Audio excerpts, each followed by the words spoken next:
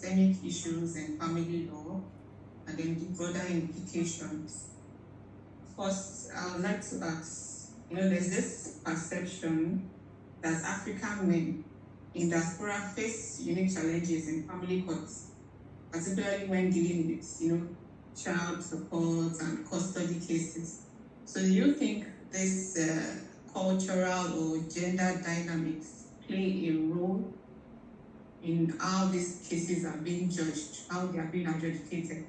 Thank you very much for your question. That's a very good question. When we talk about legal system and we talk about culture, you can't condemn another country's culture or legal system. So what that simply means is that the legal system of a country cannot be in isolation of the culture in that country. So if you were to file a custody lawsuit in Nigeria, our laws and our culture would largely determine the sort of ideological stance the court will take and what our laws tend to focus on. But if you go to another country, I don't believe that Africans suffer deliberate challenge or attacks in other countries. What simply means is that if you are going to migrate to another country, you should understand the legal system of that country, you should understand the culture of that country, and you should be prepared to submit yourself to the culture and the legal system. So if you have a lawsuit in that sort of situation, in that sort of country, you should get an experienced dispute resolution expert who can navigate around the nuances of the laws and the intricacies of the law. But if you just go there and think you want to represent yourself, or you just want to get a basic kind of legal appearance, you are going to suffer the consequences. So I don't think it would be appropriate to generalize and say Africans suffer a kind of disadvantage abroad. Because the legal system, the foundation in custody cases is the same all over the world. The best interest of the children.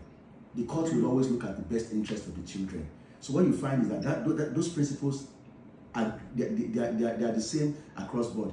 In America, although I'm not licensed to practice in America, I can tell you that is what the court also looks at. And what will the court determine? The court will look at, okay, how do you want to take care of the children? Both parents must be responsible for the children.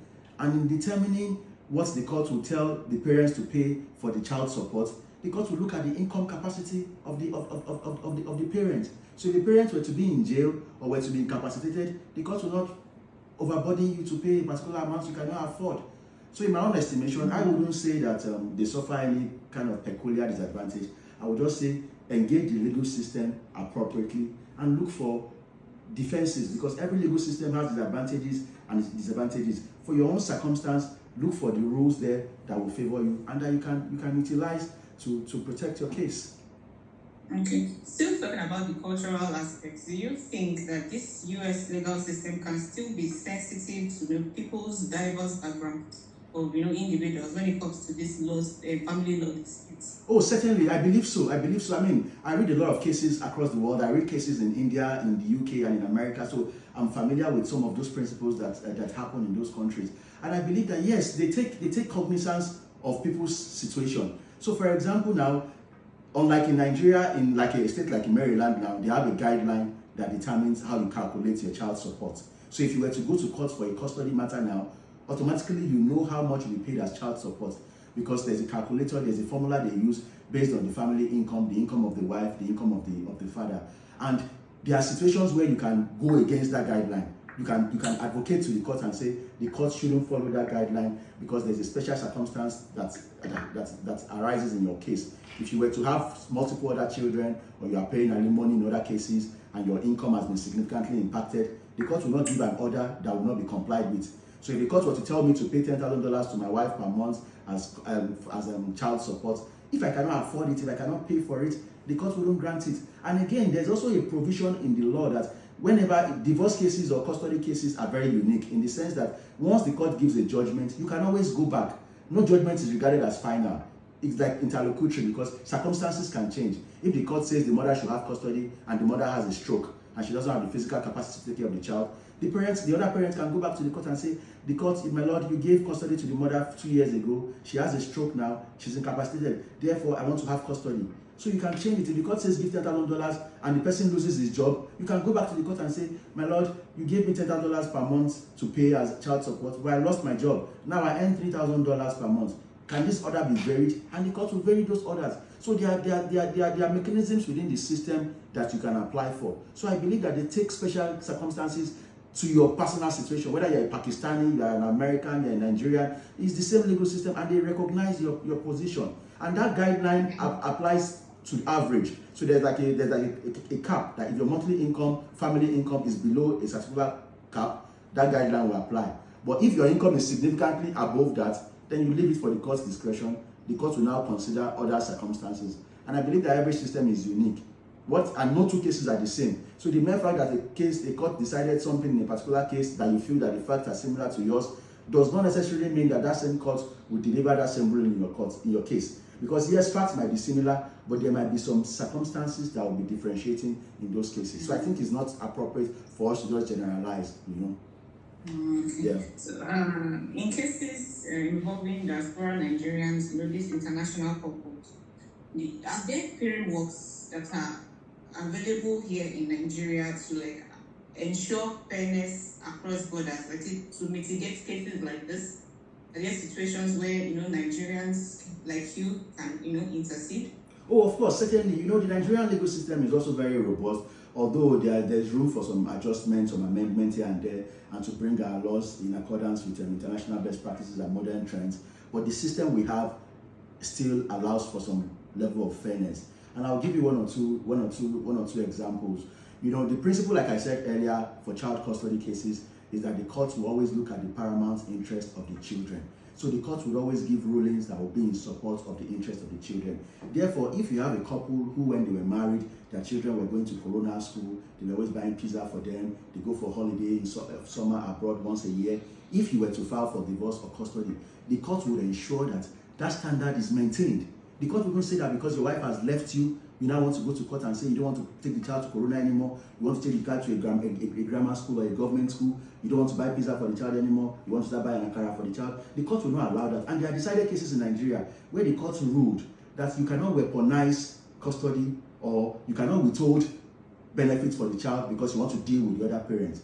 The child, there must be a balance, there must be a maintenance of the standard the child is used to. And also abroad, the reason why it appears that the courts give award high amounts in favor of the other party as custodial support for the child is that the court wants to ensure a balance, that if the child spends time with the father's house and the father has air conditioning system, heating system in the house, whenever he goes to the mother's house too, there must be that same standard. But if you have a situation whereby the mother is not earning as much as the father, then the child goes to the mother's house where there's no AC, there's no heating system, it will affect the child psychologically, it will affect the child's well-being. So the idea behind awarding child support to the other party is to maintain a balance. So in Nigeria as well, Nigeria also maintains that same balance. The custodial amount that the child maintenance sum that the court will award will be based on the income of the father or the income of the other party, will be based on the standard the children are already used to, and will be based on the circumstances. And at the same time, too, the courts have held in numerous cases in Nigeria that a wife cannot use a child custody case as a gold-digging attempt. And I've been involved in a cross-border family litigation in the UK and in Nigeria, where we sorted out the case in Nigeria, and the wife was going to go and argue in the UK that Nigeria is not taking care of us and we don't have good laws and all that. But we got an expert opinion, and the Nigerian experts gave detailed analysis of Nigerian law and says that Nigerian law is very fair and takes care of all parties. But of course, the UK law allows a party who is dissatisfied.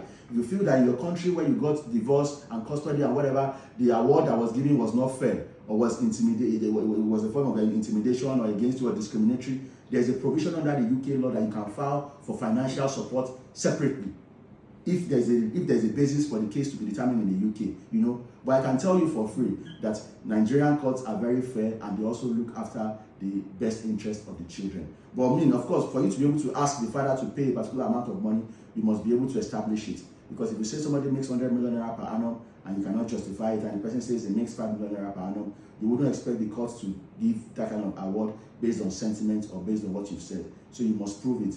And in America too, that's also the same basis. Thank you very much. So just finally, I think you've covered a lot of the questions I want to ask because you are dealing with cases related to such support cases. What lessons do you think Nigeria can actually learn from the approaches you mentioned to child support and custody disputes? Okay, yes, that's a very good question. There are so many lessons we can learn regarding the situation at hand. The number one lesson that we need to learn is that whenever we have, it is inevitable that we are going to have child custody disputes.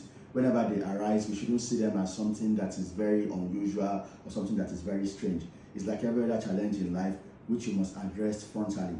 So when you have that sort of issue, look for an experienced person, experienced professional in that field to advise you.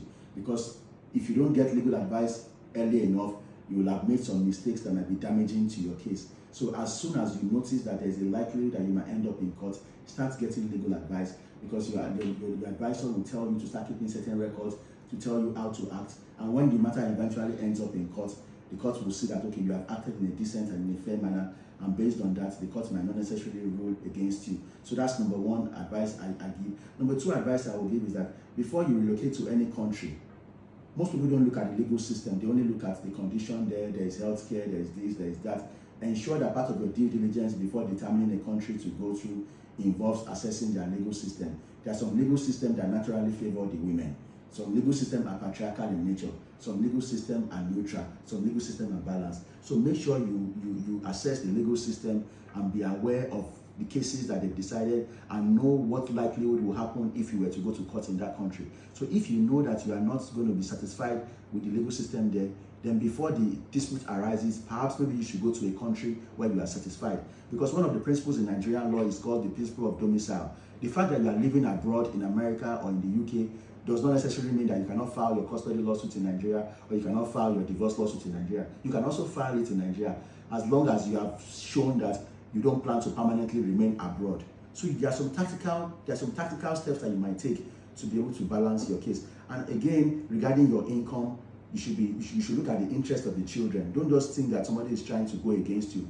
As a father, as a mother, you must contribute to the lifestyle of the children. So don't just feel that because the child is no longer living with you, you shouldn't contribute, you should now weaponize financial support. It's a duty that we owe ourselves. So there are some countries that they are stricter in enforcing those duties. If you look at Nigerian cases, in most cases, the amounts they award in favor of wives, in favor of children, are usually pittance, are usually very small. We know what it takes to maintain a family in Nigeria today. So let's be willing to do our responsibilities. We shouldn't have to wait for the court to give you an punitive order or a high order. If you're already doing, like the case I told you about that I worked on that involved the UK, the father agreed to pay the school fees in the UK, private school fees, over £10,000 for each child, provided a Range Rover Sport for the wife, took care, left the accommodation for them. You know, if you do the basic things, even if the other party goes to court, the court will sit down and be fair. This person has done the needful. But if you feel that maybe your wife left you, or your husband left you, and you want to now deal with them, it shouldn't be done. So look at the best interest of the children, because like the case you are talking about now, the children will suffer. A child needs both the father and the mother in their lives. The role a father will play in a child's life, a mother cannot play that role. So even though we are separated and want to file for custody, we must be civil in our interactions, because on the wedding day of those children, they cannot have a different father, they cannot have a different mother. So we should learn how to relate in a civil manner, and we should not take any drastic step. If you have for fathers, yes, I need to point out this very essential point. For fathers, we need to be more hands-on, because what I've seen from my experience is that the reason why a lot of fathers get bitter when they have custody lawsuit is that the children are usually closer to their mothers. So most fathers go out early in the morning, they go and work, go and bring money, they come back at night. So they've not developed a strong bond with their children. So these children tend to tilt towards the mother. But if you have a situation whereby a father is a hands-on father, he takes the children to school, he has their bath for them, he contributes in their life, no matter what happens, it's the children that will even be advising the mother that, mommy, I want to see my daddy. Mommy, don't do this against my dad. And let me give you a practical example. I once worked on a case where I represented the mother, and the mother went with the children from the marriage. She took all the children, 3 children from the house.